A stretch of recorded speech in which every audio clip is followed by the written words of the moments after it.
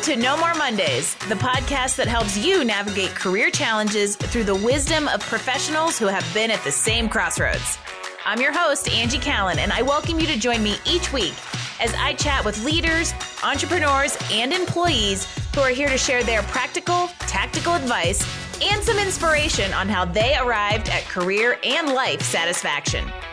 From job searching and career changes to going out on your own, we are breaking down barriers and providing actionable takeaways to help you take charge of your Mondays and ditch those Sunday blues. Welcome to No More Mondays.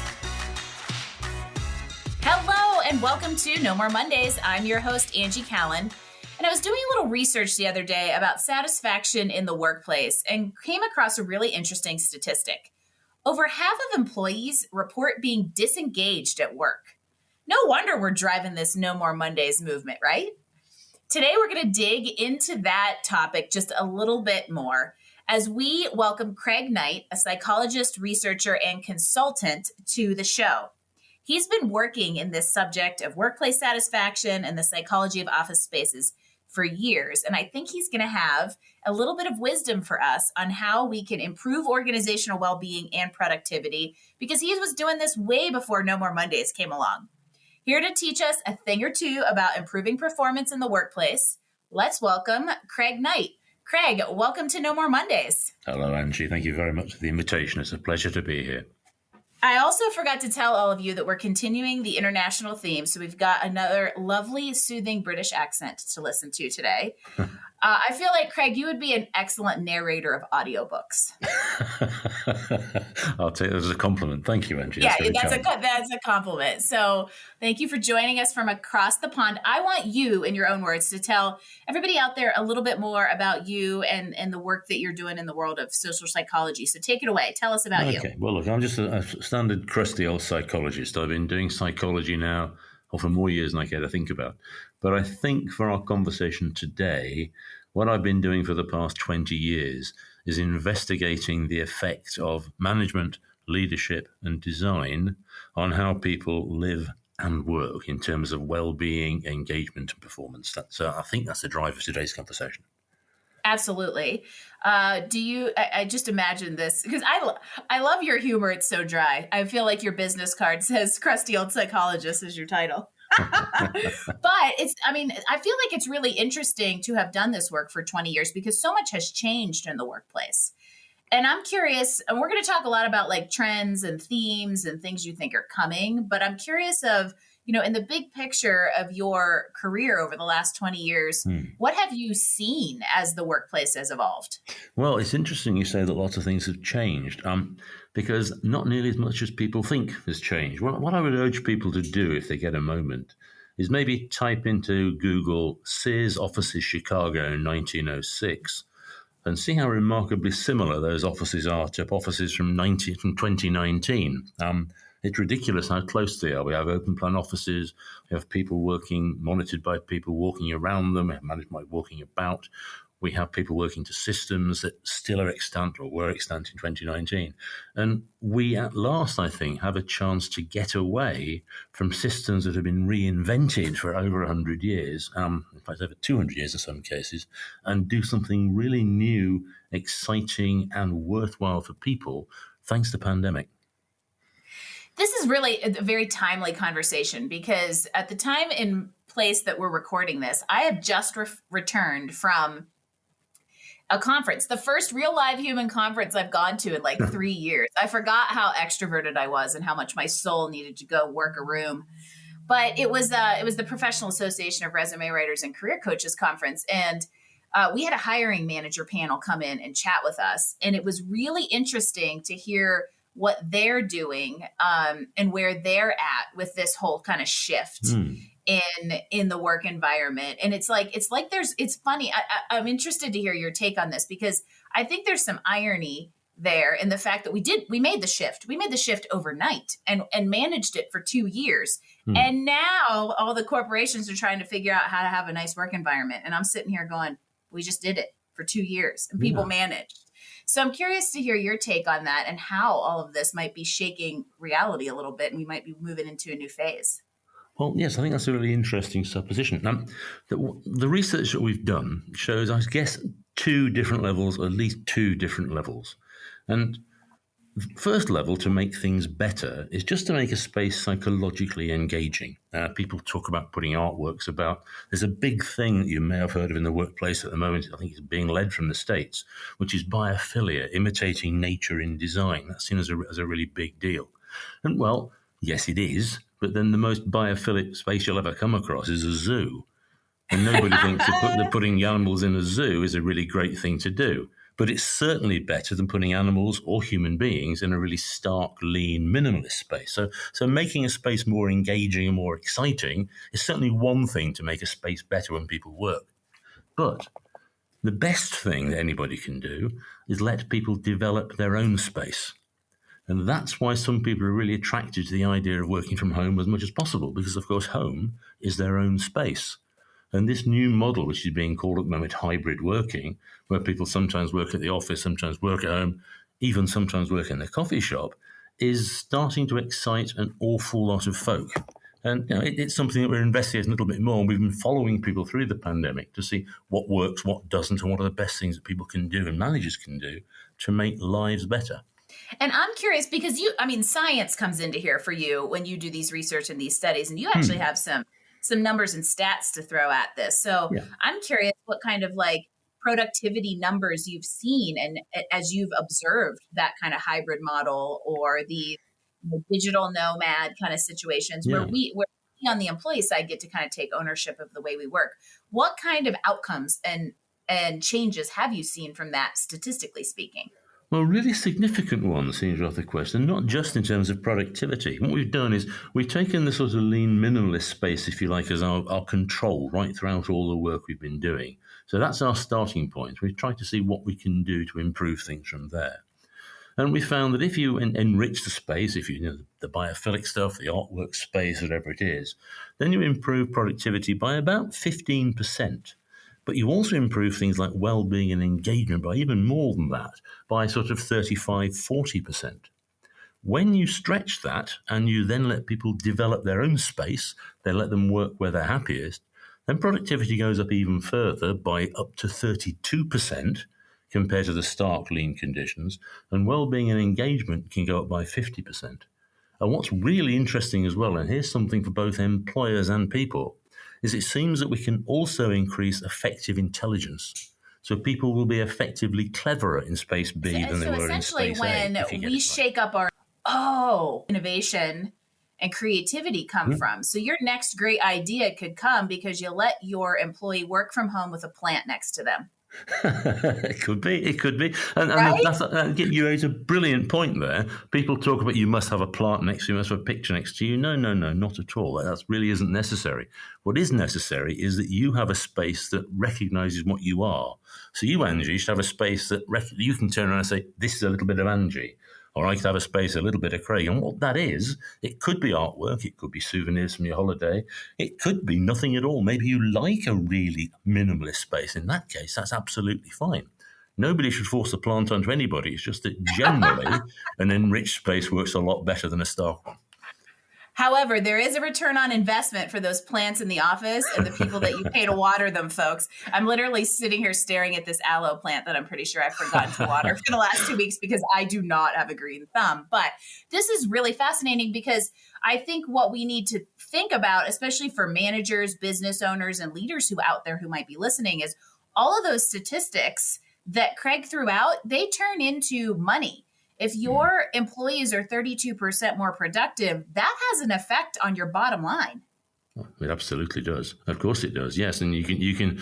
But when we set out to do this, when we started this research, well, back in 2003, when we started it, now we knew that it's no good being soft, woolly psychologists and saying you mustn't do that; it's naughty, because people wouldn't really listen.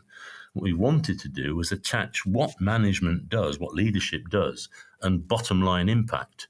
So we wanted, if you like, to develop management levers that management can pull and affect that directly affect things like well-being and health and engagement and performance. All of those things are really important, and we can now track those causally back to what managers and leaders need to do. So you actually segued me perfectly into one of the things I wanted to ask you, and that is, how did you get into this work? I'm really curious. This had to the interest and inspiration had to come from somewhere. So what drew you into social psychology and specifically in the workplace? Yeah, well, before Noah was born, I used to work in office design and office management a long, long, long time ago. And I was very, very curious about how people at different levels would do different things. Particularly, I was curious that when small companies start off, let's say that you've got four people in an office, those four people will decide where they want to sit, what colour the carpets want to be, what sort of work processes, what hours they should follow. But then as the company grows and the company gets to about 20 people, then you tend to find that somebody suddenly knows better than everybody else. And that's when things get psychologically interesting and often a little bit disastrous for the organizations concerned. And at that sort of till point, the psychologist in me started getting very interested. And I wanted to know why people do that, why suddenly somebody takes charge and then other people become fairly submissive to that and things start to go a little bit wrong. So it's purely an amoral psychological interest that kicked this off. But that's what I've been doing for quite a while now. Well, and I'm curious, that's really interesting about the like as a company scales, the the decision making gets further and further and further away from the people who are actually working in it every day. Generally, yeah. I mean, not everywhere. I mean, there are some companies, and let's mention some by name. There's a company I really like, it's Gore-Tex. And Gore-Tex, for example, look on money as a form of applause, which is brilliant because they see the people as by far the most important part of the business. So they look after the people perform, and money comes in. So it's not a ubiquitous thing, but it's certainly a general thing that as companies grow, there's definitely a power gradient, and the further down that power gradient you are, the less say you have of what goes on in your own workspace.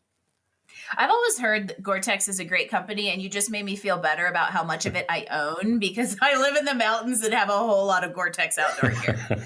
Good, good. But I think that the shakeup that we've seen over the last 2 years is going to have more companies. Hopefully, that's what we hope, is taking that view and starting to evolve a little bit. And Yeah. and you're putting out numbers to kind of prove what it'll do, which is super cool.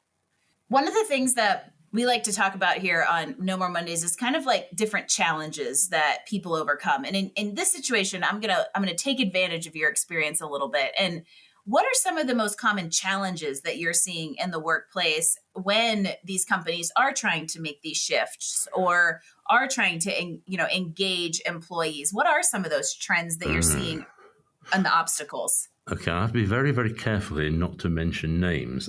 One of the greatest obstacles we find is inertia. And I'll give you an example from a company that almost everybody will have heard of.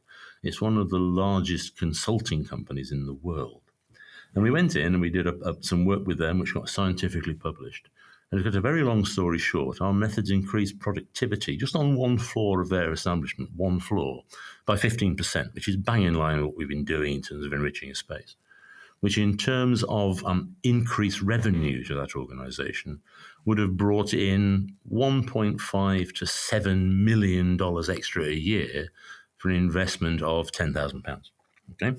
Now, that For, investment, for changes on one floor in one building of one floor, this one floor giant. in one building of an organization that owns many skyscrapers across the world. Yes. Now, that Exactly. company said, well, what we did is we put plants in, we enriched the workspace, and just enriching the space with plants increased productivity by 15%. Now, that organization is wedded to a system called Six Sigma, and Six Sigma and Lean are all about having minimalist type of space, cutting down on error, cutting down on waste, all of these kind of things. And that was our starting point to enrich. So what that company should have done is said, well, look, we can make ourselves and our clients much wealthier. We can make our staff much happier. Here we go. Very good. But they didn't. Once we left, what happened is they lost us to go and they sent all of our plants that we sent him away and they went back to their Lean and Six Sigma stuff because that is what the company thrives on in terms of its business. So that company, with published scientific evidence, said we're not going to do that. We're going to do the stuff that doesn't work and charge people up to $25,000 a day for it because we can't afford to do otherwise. So the problem that we have in the working world right now is that companies are working at practices that they've been doing for years, and are reluctant to change because of commercial ties. And that's a really big issue for us. It's almost as if we need to treat our internal stakeholders in exactly the same manner that we treat our external stakeholders, but those aren't necessarily the same audiences. And just because you take a lean approach with the customers and the clients that you consult doesn't mean that that's going to translate well into the people who are providing those services inside your organization. Yeah, I mean, again, what we found through the work that we've done is, and this is anything but rocket science, the most important part of any business are its people. And too often, companies will put process before people and expect people to conform to process instead of the other way around. And when companies do put their own people first, the results can be spectacular. We've mentioned some of the figures, and not only are people happier, more engaged, more productive, when you have those things, they're also far easier to manage. And you get, it's a completely virtuous circle. And we're just now trying to promote this as hard as we can because now, post pandemic, we have this huge opportunity to make an immense difference to people's lives. And we're very keen to do that. We developed a new survey tool. We're pushing this hard, very, very hard at the moment. So let's talk a little bit about how we can actually start to make change. And you brought up earlier the idea of there's stuff that the employees can do, there's stuff that leaders and the corporate executives making top line decisions can do. So I would love some practical advice. So maybe like top 3 recommendations on what we as employees and or we as leaders can do to really embrace the fact that we have an opportunity to change, make systemic change right now. All right, that's that thing to do. 3 is quite a good number, as it happens. What makes the perfect job, and this is pretty much universal, are 3 things. And organizations need to provide these 3 things, one of which is autonomy. Don't let people get on with the job themselves. The next one is resource. So let people have sufficient resource to do the to do the job as required. Give them the right tools to do the job, and tools can be time and people as well as something physical. And the third one is trust. Trust them to get on with it. And if you remember the acronym ART for autonomy, resource, and trust, and make sure those 3 things are extant in as many jobs as you have, then you will have a far better organization as a result. And this very much aligns with trends and things I see clients on the job seeker side saying. So I'm micromanaged is the opposite of autonomy. So there is no M in art, right? And wanting to, even if you're not like the total leader who is literally completely independent, but feeling like you have ownership and a say in what's going on, I feel like is very important, especially as we get younger and younger generations in the workforce, and they really want to feel that heard piece. Indeed. So that's totally something I hear. And then how often do you hear, for instance, what I think of with the R and the resourcing is educators. I don't know if you over in England and the UK are seeing this same transition, but in the US, we have a huge exodus of teachers leaving traditional education. And I think one of the number one reasons and number one things they say is, I have no resources to do my job. Absolutely right. Yes, quite right. I mean, resources wherever you are a fairly essential thing. If you don't have the kit, you can't do the job. And I just stress again that resource isn't just physical tools.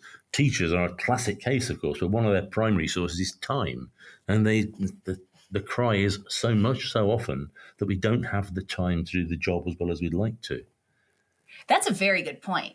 Don't think about it just as being like physical or monetary resources, but are you overworking your staff to the point that they are, their productivity starts to go down and that well-being starts to go down? And then the trust piece, I think, is really interesting because I think this comes into that culture component. And one of the things that we hear from people on No More Mondays a lot is that idea of being value aligned with the company that you're working with. And I think if you can find somebody that gives you autonomy and resources and has trust, then you're on the right path. Mm-hmm. And I also think what comes into play there is this idea that more people leave a job because of their manager than they do because of the company or their work they're doing. And I would argue that a lot of that, it comes down and is rooted in a lack of trust because they don't feel their manager has their best interest or cares about them as a human.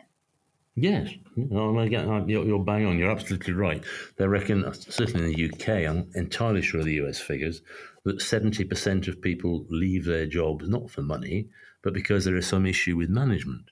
And one of the Absolutely. best examples of trust or a lack of trust that I know is what happens right at sort of the bottom, if you like, of the average hierarchy.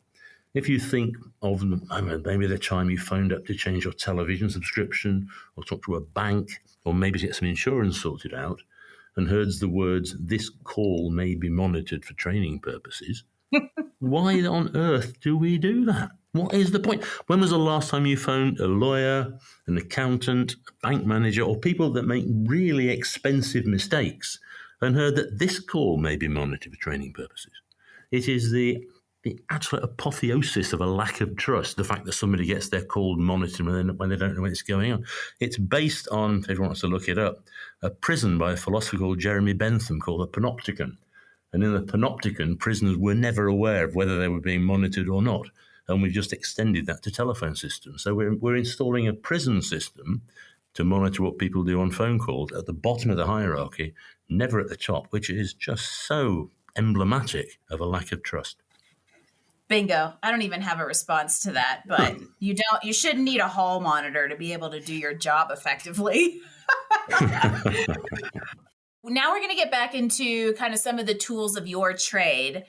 Give us what is, like, in a real small nutshell, a really good productivity tool. I want to use the word hack, but I hate the word hack, so I'm trying not to use it. But like a quick little thing that can up your productivity, like you could do to make your day more productive. That you can do for yourself, regardless of what's happening to you, you mean?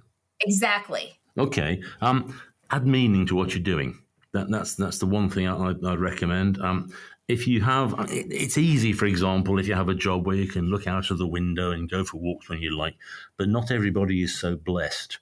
So it's always good to have something with you that reminds you of something important. So that even if you're getting abuse from a manager, you can take out a photograph, I don't know, of your daughter or your partner or your pet or the foreign holiday you want to have. Just something tangible you can look at to remind you what's going on.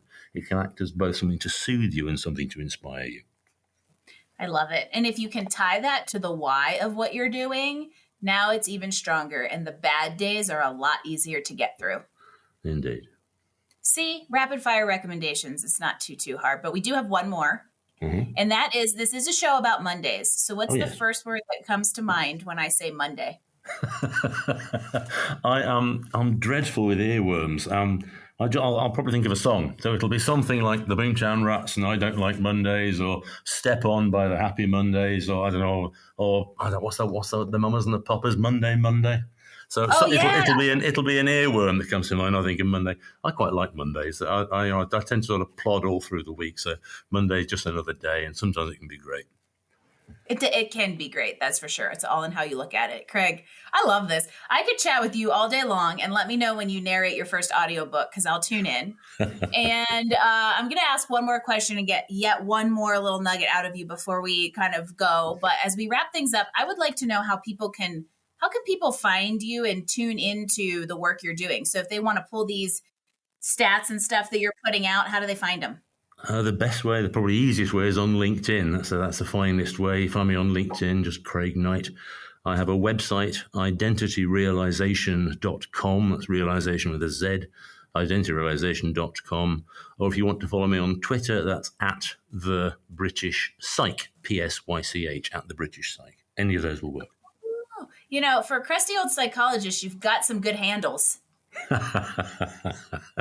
I get lots of help. That's what it is. Yeah. No, this has been fantastic. And I feel like everything we've talked about is very applicable to whether you're in the workplace or whether you're creating the workplace. And so there's lots of cool stuff here that even I'm excited to go back and listen to and think about how I can pull this into what I'm doing as we help people find satisfaction. And I'm wondering, I would love one last piece of advice from you. What is one thing our listeners can do to get closer to career satisfaction? Ooh, one thing. I would say find somebody or something rewarding to love, because the most important thing anybody will ever do is love. And if you have some love that is rewarding that you carry with you, you will never be short of either inspiration, something to work for, or something to think about. That's very true. Thank you so much for being part of our show, Craig, and joining the No More Mondays movement. As always, we love hearing from people who have not only navigated career success themselves, but are right at the center of trying to help others do the same by creating these better work environments and helping other people find paths to success.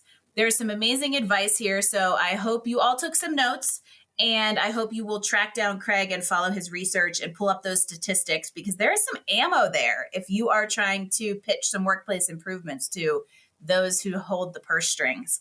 So check out the show notes at nomoremondays.info if you would like to track down Craig and everything he has to offer. Craig, thank you so much. This has been an awesome conversation. It's a pleasure. Thank you very much for the invitation.